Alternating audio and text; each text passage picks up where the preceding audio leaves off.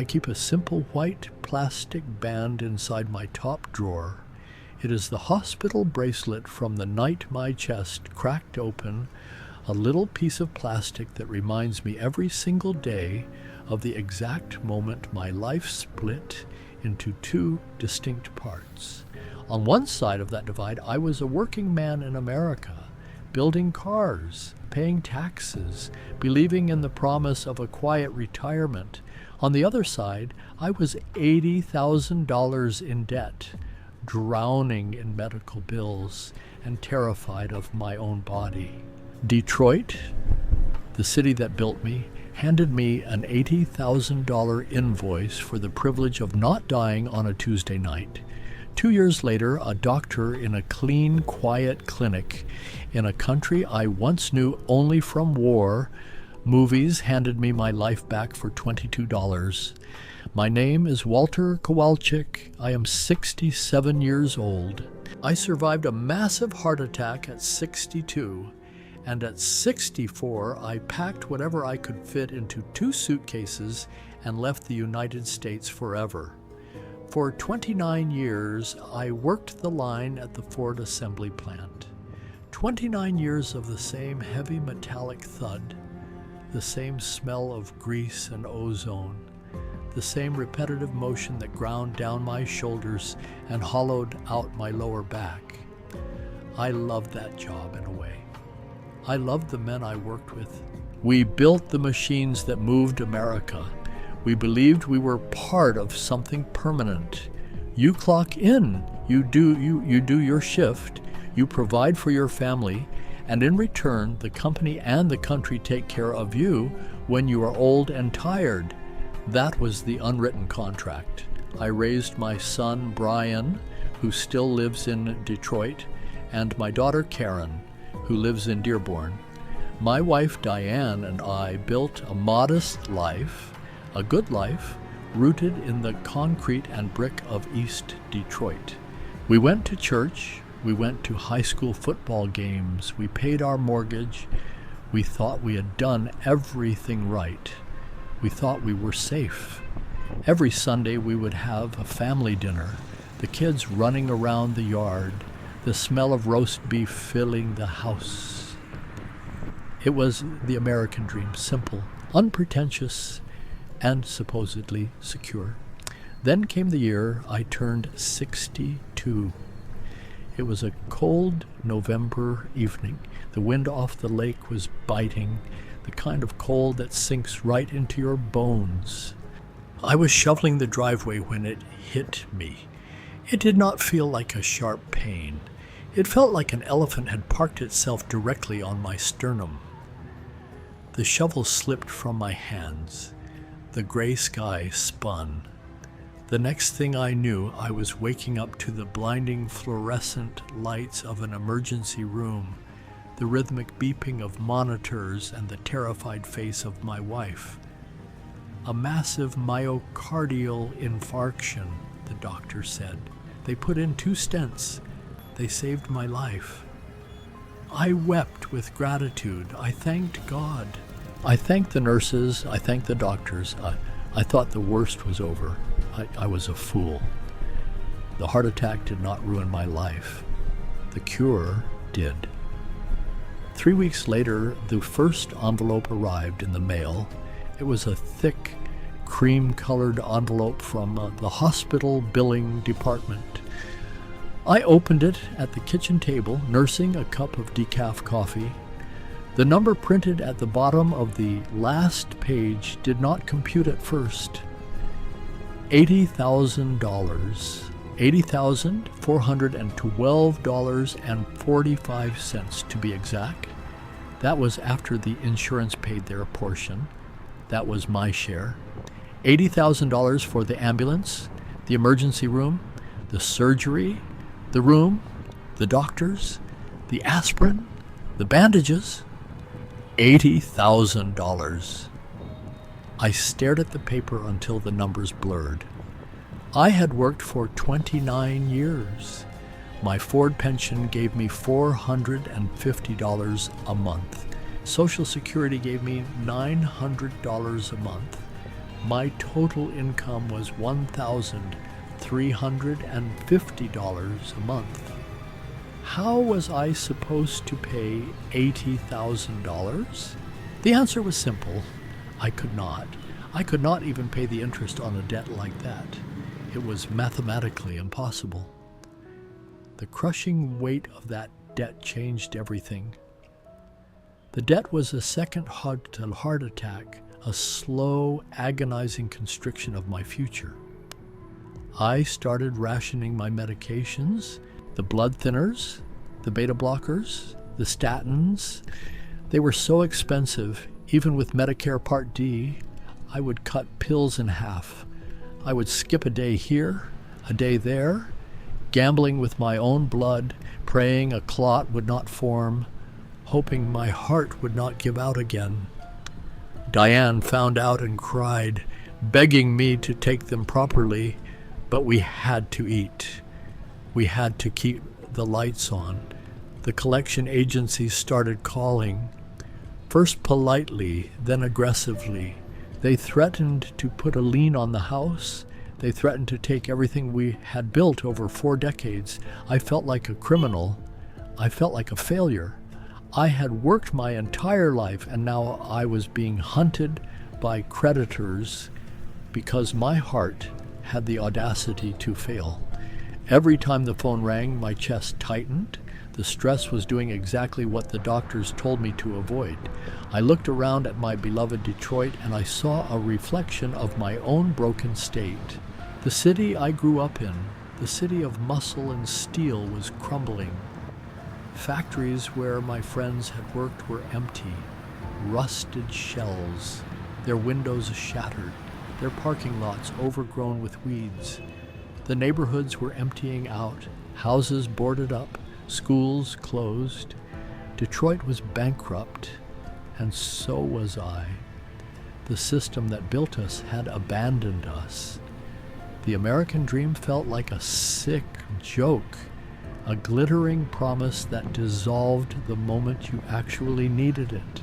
I was drowning, and the country I had paid taxes to my whole life was standing on the shore, watching me go under, holding a clipboard and tallying up the cost of the rescue boat. It was a profound betrayal, a realization that the social contract I had believed in was entirely fictional. One night, unable to sleep, terrified of the silent, heavy beating of my own damaged heart, I sat in the glow of the computer screen and started searching. I searched for places where a man could live on $1,350 a month without dying of exposure or starvation. I searched for places where healthcare did not require a second mortgage. I read about Mexico, Panama, Portugal, but then I stumbled onto a forum discussing Southeast Asia. Someone mentioned Vietnam. Vietnam. To a man of my generation, that word carried a very heavy, very dark weight. I had friends who went to Vietnam and never came back. I had friends who came back broken. But the people on the forum were not talking about war. They were talking about peace. They were talking about affordability, safety, and modern hospitals. It was during this desperate period of research that I found a book that changed my trajectory completely. It was called You Were Never Meant to Stay by Alan Walker. The title alone struck a chord deep inside my chest. I ordered it, read it in 2 days, and highlighted half the pages. The book argued that the places we are born are not necessarily the places we belong, especially when those places become hostile to our survival. Walker wrote about the courage required to unmoor yourself from a dying system, to realize that loyalty to a geography should not cost you your life. You Were Never Meant to Stay by Alan Walker gave me the philosophical permission I needed to consider the unthinkable. It made me realize that staying in Detroit, Staying in America was not an act of patriotism or endurance. It was a slow, expensive suicide. When I brought up the idea to Diane, she looked at me like I had lost my mind. Move to Vietnam? We are in our 60s, Walt, she said. Our kids are here. Our grandkids are here. Our whole life is here. I showed her the spreadsheet I had made. I showed her the bills. I showed her the cost of a rental apartment in a city called Can Tho, down in the Mekong Delta. I showed her the cost of the exact same medications I was taking, bought over the counter in a Vietnamese pharmacy for pennies on the dollar. I told her I wanted to live. I told her that if I stayed in Detroit, the stress of the debt and the rationing of the pills would kill me before my 65th birthday. Brian and Karen were just as shocked. Karen cried. Brian was angry, convinced I was making a rash, crazy decision. But they saw the numbers. They saw the toll the debt was taking on my face, turning my skin gray, making my hands shake. Diane was not ready to go. She could not leave the grandkids yet. We made the hardest decision of our lives. I would go first. I would scout it out, set up a base, and she would come visit and eventually join me. The flight was 24 hours of pure anxiety. When I stepped out of the airport in Ho Chi Minh City, the heat hit me like a physical blow. It was thick, humid, smelling of exhaust, street food, and blooming flowers. I took a bus down to Can Tho. Arriving in the Mekong Delta was like stepping onto another planet. The pace of life slowed down instantly. Can Tho is a city of water. The mighty Mekong River branches out into 1,000 veins, carrying boats laden with pineapples, mangoes, and rice. The floating markets are a riot of color and sound at dawn. The air is warm, the people smile easily, and there is a profound rhythmic peace to the way the days unfold. It is a river pace, slow and healing. I rented a beautiful modern apartment with a balcony overlooking a quiet canal for $250 a month. It had air conditioning, high-speed internet, and a small kitchen where I could brew my morning coffee. But the real test came 3 weeks after I arrived. Standing, I needed a refill on my prescriptions, and I was feeling a slight flutter in my chest that terrified me. I went to a private clinic in Can Tho, highly recommended by other expats. I walked in expecting the sterile, intimidating bureaucracy of an American hospital. Instead, I found a clean, quiet, sunlit waiting room. There were plants in the corners and soft music playing. Within 10 minutes, I was sitting across from a doctor who spoke flawless English. He listened to my heart, reviewed my Detroit medical records, ordered an EKG and a blood test. He was thorough, kind, and completely unhurried. He took his time explaining my condition, adjusting my medication dosages based on the heat and my new diet. When I walked out to the reception desk to pay, I braced myself. I handed the receptionist my credit card, my hand trembling slightly, the ghost of that $80,000 bill haunting me. She smiled, tapped on her keyboard, and handed me the receipt. The total cost for the consultation, the EKG, the blood tests, and a full month's supply of my 4 heart medications was $22. $22! I stood there, staring at the receipt, and I started to cry, right there in the lobby. The receptionist looked concerned and offered me a glass of water, but I was not crying out of pain. I was crying out of sheer, overwhelming relief.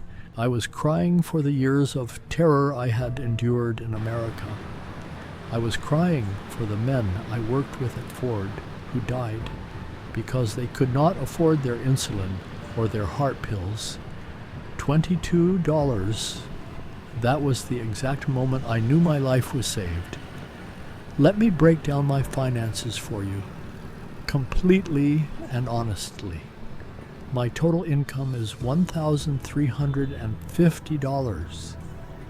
My rent is $250. My electricity, water, and high-speed internet cost me about $40 a month. I eat fresh, delicious, healthy food, pho, grilled pork, mountains of fresh vegetables and tropical fruit, for about $10 a day, which is $300 a month. My medical care, including all my pills and regular checkups, averages about $30 a month. Add in some transportation and miscellaneous expenses, and my total living cost in Cantho is around $700 a month. I am saving over $600 every single month. I am slowly paying off a negotiated settlement on the Detroit medical debt, but it no longer controls me. I am free. I can wake up every morning without the crushing sensation of panic in my chest. My health has transformed. The warm climate is gentle on my aging joints. The diet of fresh fish, vegetables, and rice has helped me lose 20 pounds without even trying. The constant low-level buzz of financial anxiety that is a permanent feature of American life is completely gone. I walk along the river promenade every evening. I watch the sun set over the Mekong. I breathe deeply, and my heart beats steady and strong. I am not just surviving anymore. I am living. Detroit gave me a broken heart and a mountain of debt. Vietnam gave me a second chance. It has not been entirely easy, of course. The language barrier is significant. Vietnamese is a tonal language, incredibly difficult for a 67-year-old assembly line worker from Michigan to learn. I miss my grandchildren terribly. I miss the crisp smell of autumn in the Midwest. I miss sitting in a local diner drinking bad coffee and talking about the lions. There are days when the isolation creeps in, when the cultural differences feel vast and exhausting. Sometimes I wake up in the middle of the night, disoriented, listening to the unfamiliar sounds of motorbikes on the street below, and wonder what I have done. But then I look at my pill organizer, full of life-saving medicine that costs me less than a cup of coffee a day, and the homesickness fades. Diane finally came to visit last spring. She was nervous, clutching her purse tightly when she got off the bus. But within a week, the magic of the Delta worked on her too. We took a small wooden boat through the narrow canals, the lush green canopy of palm fronds shading us from the sun. We ate fresh spring rolls dipped in peanut sauce. She saw the clinic where I go. She saw how relaxed I was, how the gray had left my skin. When she packed her bags to fly back to Detroit to finish preparing the house for sale, she held me tight and said, "I understand now, Walt. I understand why you had to come here. She is joining me permanently next year. We are going to spend our twilight years in peace, far away from the system that almost destroyed us. The system in America is broken. It is a machine that grinds up working-class people and spits them out when they get old or sick. We are told that we have the greatest healthcare system in the world, but it is a lie. It is only the greatest if you are rich. For the rest of us, it is a lottery of ruin. We work our whole lives, pay our premiums, and one bad Tuesday can wipe out everything we have ever built. You should not have to choose between your life and your life savings. You should not have to flee the country you love just to afford the pills that keep your heart beating. It is an absolute tragedy that hard-working Americans are forced to become financial refugees just to survive. If you are watching this and you are terrified of the future, if you are drowning in medical debt, or if you are simply exhausted by the cost of merely existing in the United States, I want you to know that there are other ways to live. There is a whole world out there that does not view healthcare as a luxury commodity. You just have to be willing to take the leap. If you want to know more about the practical steps of moving to Southeast Asia, I have put together a resource guide, and the link is in the comments. I still keep that hospital bracelet in my drawer. I look at it, and I think of Detroit. I think of the cold wind off the lake, the thud of the assembly line, the $80,000 bill that almost killed me. I am grateful for the life I had there, but I am infinitely more grateful for the life I have now. I am Walter Kowalczyk, a retired auto worker from East Detroit, living peacefully on the banks of the Mekong River. My heart is scarred, but it is strong. And for the first time in my life, it belongs entirely to me.